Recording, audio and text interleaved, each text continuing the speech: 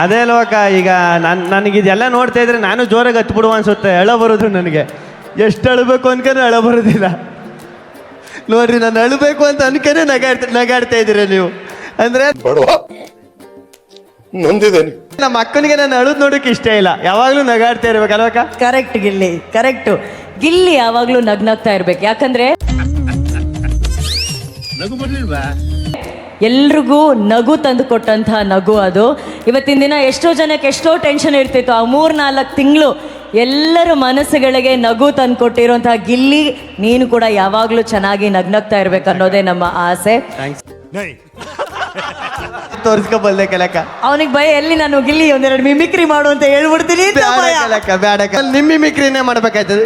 ಗಿಲ್ಲಿ ಸೋಮ್ಲಿರವೇ.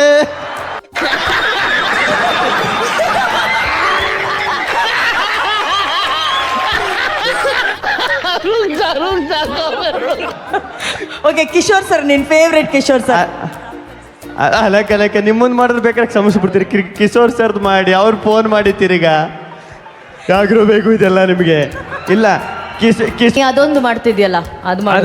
ನಮ್ಮೂರು ಹುಡುಗ ನಿಜವಾಗ್ಲೂ ನಮ್ಮವ್ರಿಗೆ ಇಲ್ಲಿ ಸಖತ್ ಖುಷಿ ಆಯ್ತದೆ. ಇಲ್ಲಿ ಯಾರು ಅಂತ ನೀವು ಕಂಡು ಹಿಡಿಬೇಕು. ಕನಕಪುರ ಸ್ಟೇಜಲ್ಲಿ ಬಂದು ಏನು ಅರ್ಥವೇ ಆಗ್ತಿಲ್ವೇ ಈ ಕೇಸು? ಎಳೆ ಮಗು. ಒಳ್ಳೇದಾಗಲಿ. ಯಾರಿದು ಗೊತ್ತಿಲ್ವಾ? ಹೆಂಗ್ ಗೊತ್ತಾಯ್ತದೆ? ನಮ್ಮೂರು ಗ್ರಾಮ ಪಂಚಾಯತಿ ಮೆಂಬರ್.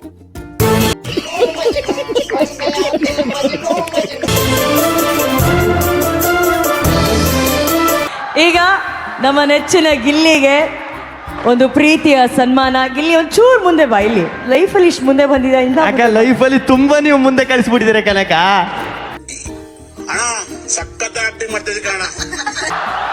ಇಲ್ಲ ಅವರು ನಾಳೆ ಬರ್ತಾರೆ.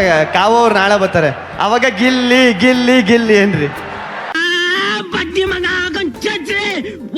ಬಂದಿದ್ದಾರೆ. ಅವರಿಗೆ ಕನಕೋತ್ಸವ ವೇದಿಕೆ ಪರವಾಗಿ ಸನ್ಮಾನ್ಯ ಡಿ.ಕೆ. ಶಿವಕುಮಾರ್ ಅವರು ಕೂತ್ಕೋ.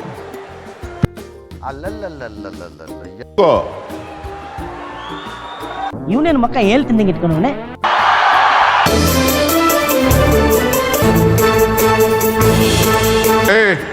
ನಾನು ಸನ್ಮಾನ ಮಾಡ್ತಾ ಇರೋದಲ್ಲ, ಕನಕಪುರದ ಎಲ್ಲ ಜನ, ಕನಕೋತ್ಸವದ ಎಲ್ಲ ಪಾಲ್ದಾರರು ಸನ್ಮಾನ ಮಾಡ್ತಾ ಇದ್ದಾರೆ.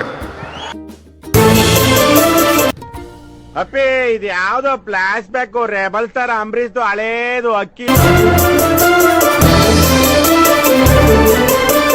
ಚಪ್ಪಾಳೆ ಹೊಡಿರಿ. ಇದು ನಮ್ಮ ದೇಶ ಅಂದ್ರೆ.